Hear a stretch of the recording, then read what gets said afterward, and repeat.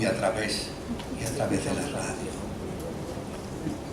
En cada rincón, Señor, donde podamos ministrar al corazón y a la vida.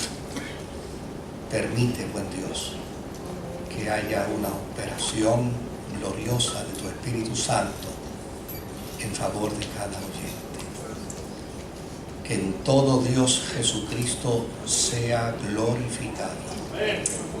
En el nombre de Jesús. Amén. Les invito para que vaya conmigo al Evangelio según San Juan, al capítulo 1, verso 5 al verso 9. Evangelio según San Juan, capítulo 1, verso 5 al 9.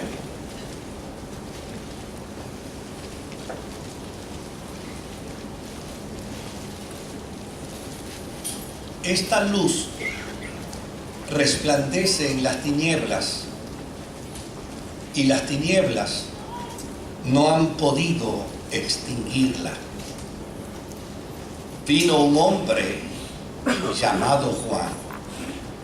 Dios lo envió como testigo para dar testimonio de la luz, a fin de que por medio de él todos creyeran. Juan no era la luz, sino que vino para dar testimonio de la luz.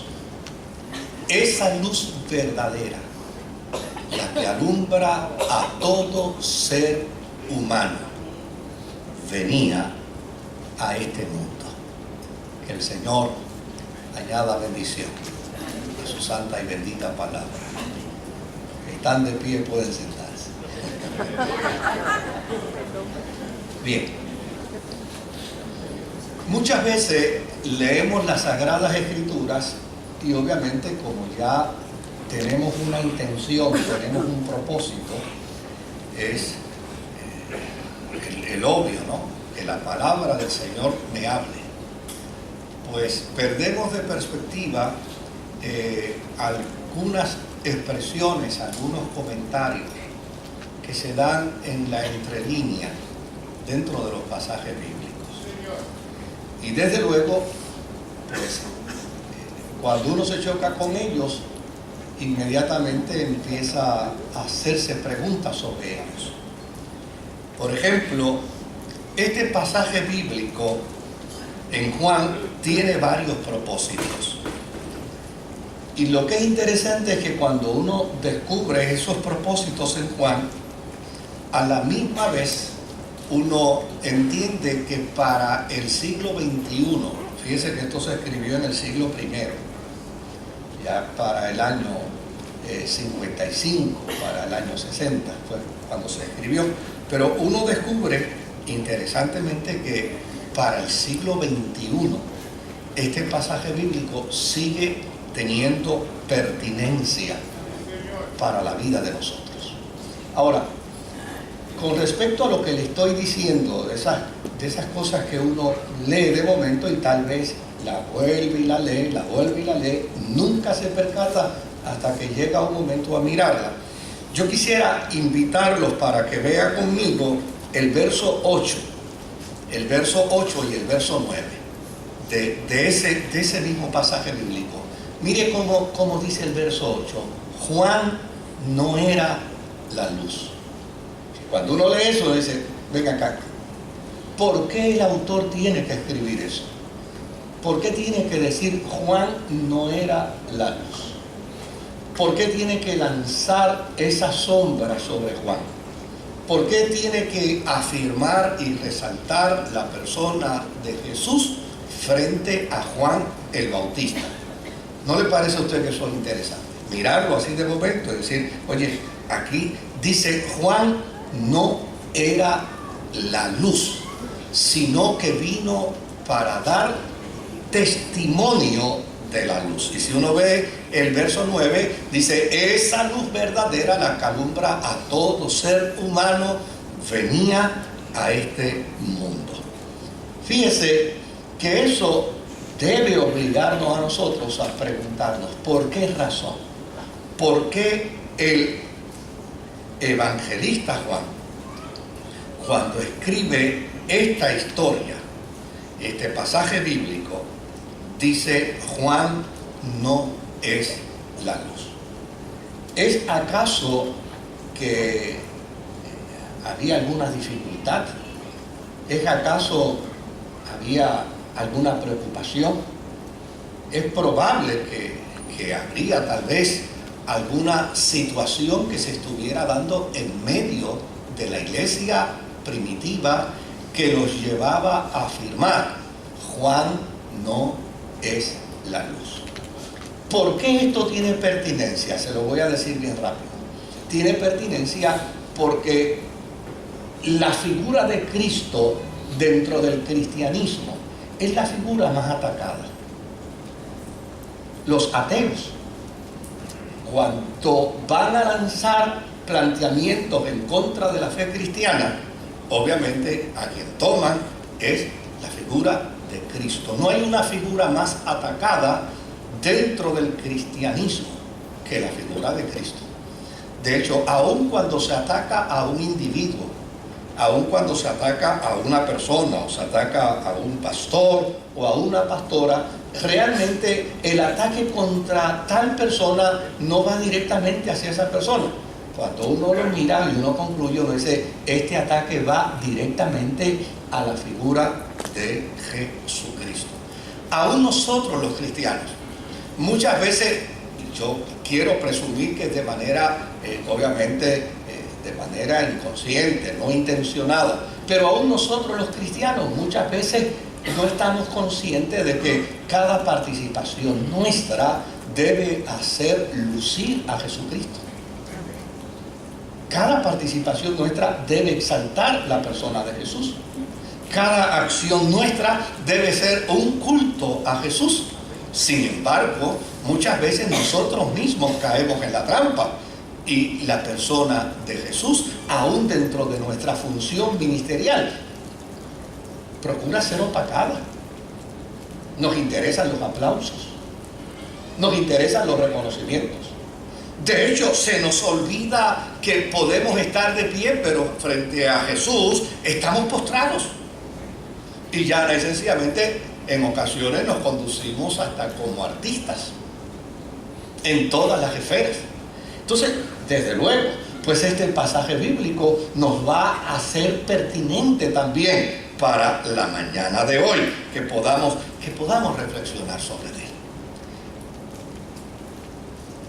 Los evangelios no dudan en decir que Juan el Bautista tenía un ministerio especial, tenía una función especial, tenía una tarea y una responsabilidad especial.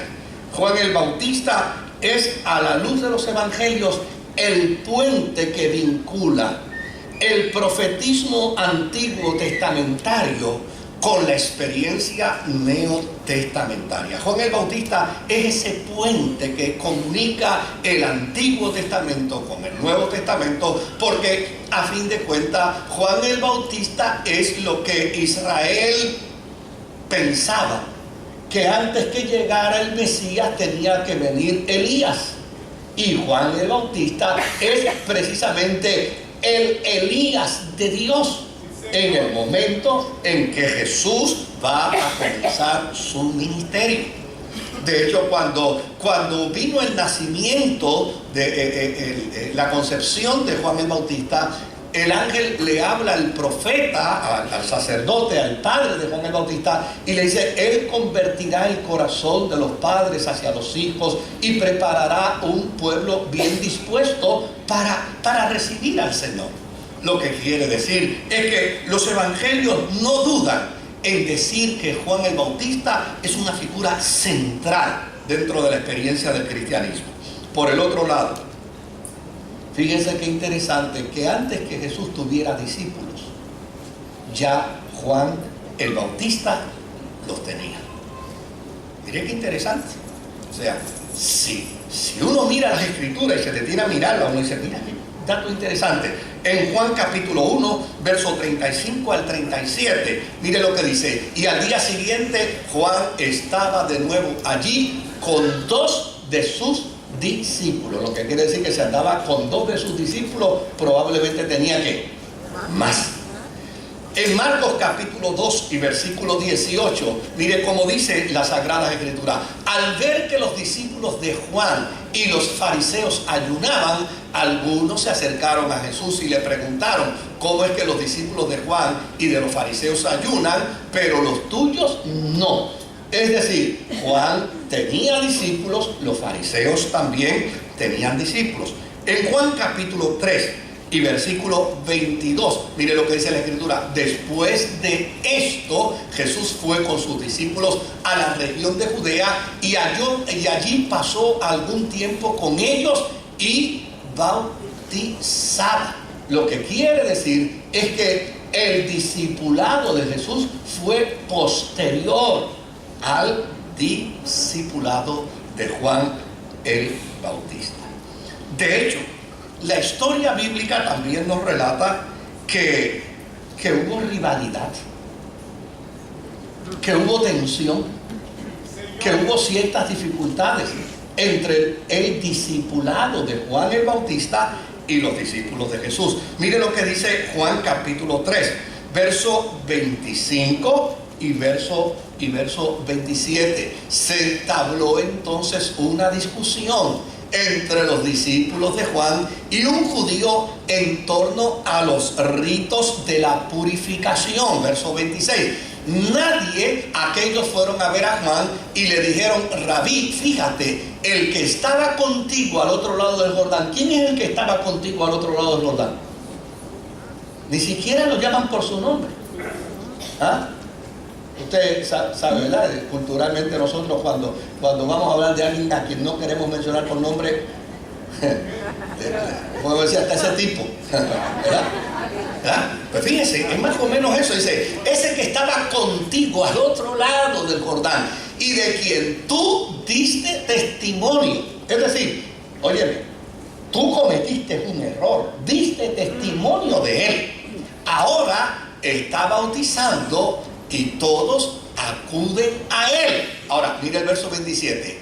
Nadie puede recibir nada a menos que Dios se lo conceda, respondió Juan. Lo que quiere decir es que había una disputa entre los discípulos de Juan el Bautista, entre los discípulos de Jesús, y fueron los discípulos de Juan el Bautista a cuestionarle lo que ellos entendían era un error por parte de Juan el Bautista al estarle levantando tanta cola, ¿verdad?, a Jesús y dándole tanto reconocimiento.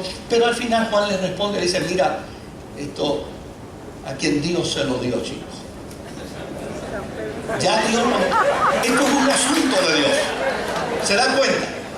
¿Por qué yo prefiero decirlo así? Porque a usted no se le va a olvidar. No se le va a olvidar. Ahora, por alguna razón, los cristianos tuvieron que dejar bien claro en las Sagradas Escrituras que Juan el Bautista no era la luz. Por alguna razón. Fíjense que cuando uno mira los datos bíblicos, uno descubre que había rivalidad, había tensión. Los discípulos de Juan no se llevaban con los discípulos de Jesús. Y ahora de repente aparece en un documento Juan, el discípulo de Jesús, diciendo: ¡hey, no se equivoquen! Juan el Bautista no era la luz. Según algunos escritos que obran por parte de una mujer reconocida como Lady Drowell, entre otros tantos, dice que en el siglo I hubo un movimiento gnóstico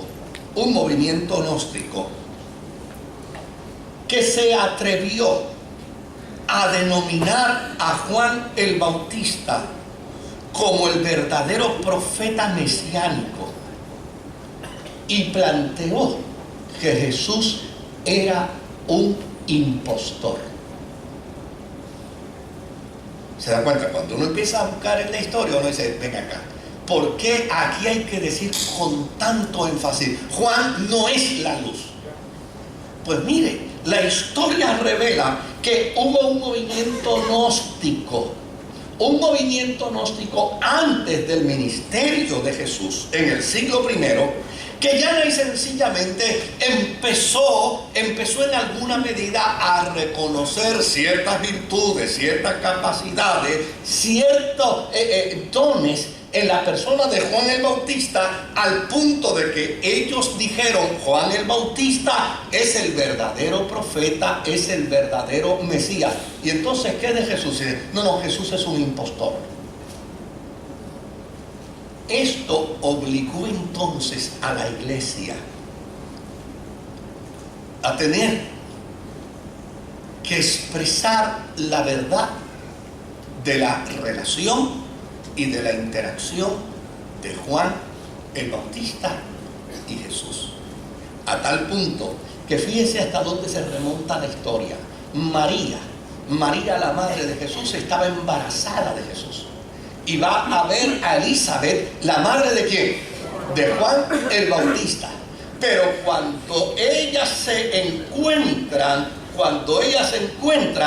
ambas criaturas, ¿qué?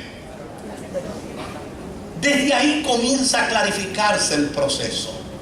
Juan el Bautista nace 6 meses antes, para que se cumpliese lo dicho por el profeta Isaías, que el Elías vendría antes para prepararle ¿qué? Para prepararle el camino al Señor. Fíjense todos los datos que la iglesia primitiva tuvo que presentar como defensa a ese argumento. Desde luego, hay gente que aún uno le demuestra la escritura, uno le demuestra las pruebas, uno le demuestra la investigación, y como quiera quieren seguir creyendo lo que creen. Y esto sucedió. ¿Usted no se ha topado con gente así? Dice, mira, esto dice así. Como quiera yo voy a seguir creyendo lo contrario. Pues esto sucedió también. Este movimiento siguió paralelamente desarrollándose y fue avalado por el movimiento gnóstico, porque a los gnósticos les convenía destruir la figura de Jesús. ¿Qué pertinencia tiene esto hoy? Querido, si usted oye, escucha, ve gente tratando de denigrar la fe cristiana, no se desespere. Esto ha sido desde el comienzo. Esto ha sido así desde el principio, desde aquel momento en que Dios en el huerto del Edén le habló a Adán y a Eva del propósito y del plan de Dios para vindicarlos y para redimirlos. Desde ese momento el infierno se levantó contra la fe, contra el propósito de Dios, contra el plan en Jesucristo hasta el día de hoy. ¿Y qué garantía tenemos? Las palabras de Jesús cuando dicen, las puertas del infierno no prevalecerán contra la iglesia del Señor. Esa es nuestra garantía. Por lo tanto, la gente se va a levantar, la gente va a gritar, la gente va a revelar su hostilidad contra la fe, pero nosotros los cristianos, llana y sencillamente, lo único que debemos hacer es lo necesario. De los demás se encarga el Dios al que servimos. Ahora, desde luego, el movimiento gnóstico en Jerusalén fue en el primer siglo expulsado. Fueron expulsados. Pues los cristianos no le dieron espacio, no los aceptaron, y finalmente ellos deambularon por muchos siglos, casi 16 siglos, hasta que en el siglo XVII unos misioneros jesuitas los encontraron en Irak. Este movimiento todavía vivía, todavía existía. en el siglo XVII, unos misioneros se encontraron con ellos. Claro, cuando los entrevistan, ellos se denominan los cristianos de Juan el Bautista. Pero como son jesuitas, estudiosos de la fe, pues ya sencillamente descubren que aun cuando se llaman misioneros de Juan el Bautista, realmente cristianos de Juan el Bautista, realmente no son cristianos, porque descubren en ellos una serie de pensamientos filosóficos, gnósticos, descubren una serie de planteamientos masoréticos, descubren una serie de planteamientos que son de superstición, y finalmente descubren que cuando ellos se denominan los cristianos de Juan el Bautista, lo que ellos están utilizando es el término cristiano para protegerse.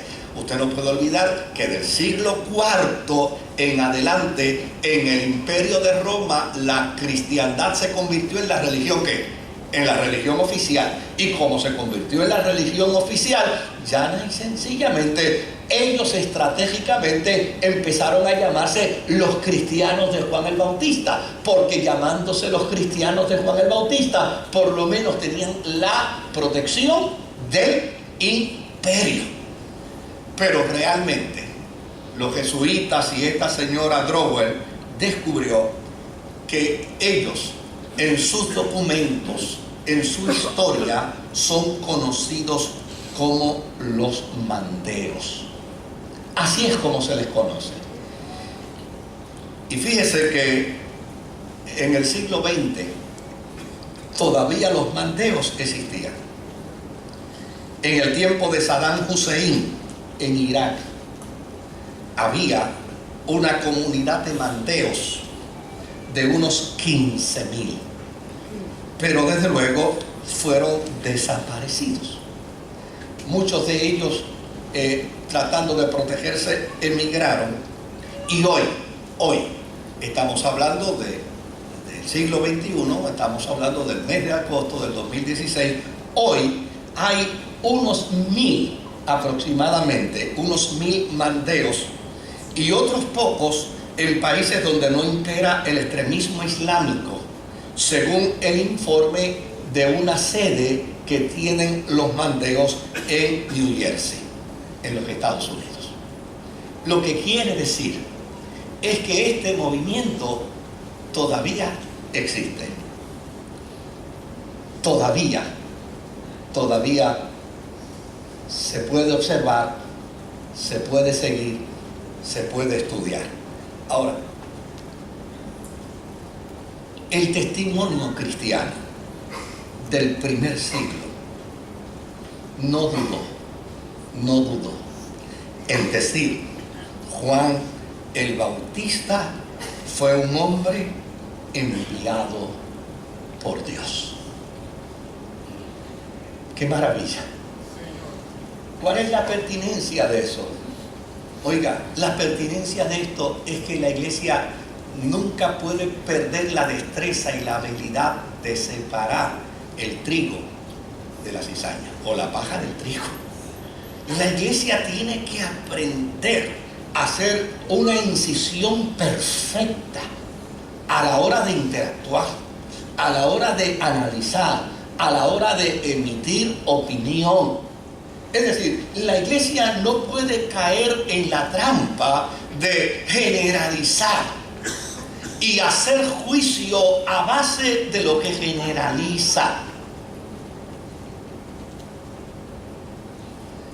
La pertinencia de esto, que a mí me gustaría explotarla, pero realmente no hay el tiempo para ello. Pero la pertinencia de esto, lo que nos hace entender es, probablemente si nosotros hubiéramos tenido a nuestro cargo la responsabilidad de manejar la historia de Juan el Bautista frente a Jesús y de los mandeos frente al cristianismo, probablemente hubiéramos concluido: mira, mata al perro y se acaba ¿qué? La pulga. Porque así funcionamos, así somos. Estamos imbuidos dentro del marco de una serie de prejuicios donde Usted no ha oído el jíbaro, dice, mira, yo me cansé de hacerle favores a fulano y le hice más de 100 favores. Un día me pidió que le hiciera un favor y no se lo pude hacer. Y se acabó. Porque esa es nuestra naturaleza. Y desde luego, una de las pertinencias que aquí se nos presenta es cómo la iglesia tiene la destreza, la iglesia del primer siglo tiene la destreza. Es decir, hay unos seguidores de Juan el Bautista que le están haciendo daño a la persona de Jesús. Hay unos seguidores de Juan el Bautista que se han inmiscuido dentro del gnosticismo y están procurando destruir, sacar a Cristo del centro, sacar a Cristo del trono. Pero nosotros tenemos que tener cuidado. Ellos son enemigos de la fe, pero el hombre a quien ellos siguen, Dios lo envió. Y no podemos dejar de dar testimonio de que Dios lo envió. Cualquiera otro hubiera dicho, no, mira, vamos a acabar con Juan el Bautista también, porque esto es imperdonable. Esto no se puede aceptar. Esto no se puede permitir. Yo creo que esto tiene una pertinencia extraordinaria, una forma de educarnos, una manera de hacernos entender que el hombre de Dios y la mujer de Dios tiene que manejar las situaciones de la vida sin prejuicio, sin generalizaciones. Tiene que buscar dirección de Dios a la hora de emitir opinión y a la hora de emitir juicio. Juan el Bautista fue un hombre enviado por Dios. ¿Y sabe qué me maravilla? Que el autor del Evangelio dice, fue un hombre enviado por Dios, y da 3 razones por las cuales, a pesar de los pesares, a pesar de las dificultades, a pesar de las crisis, Juan fue enviado por Dios.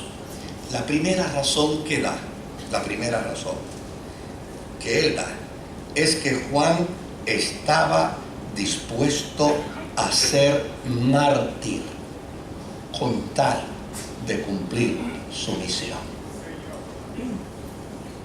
Tiene que ser un hombre de Dios.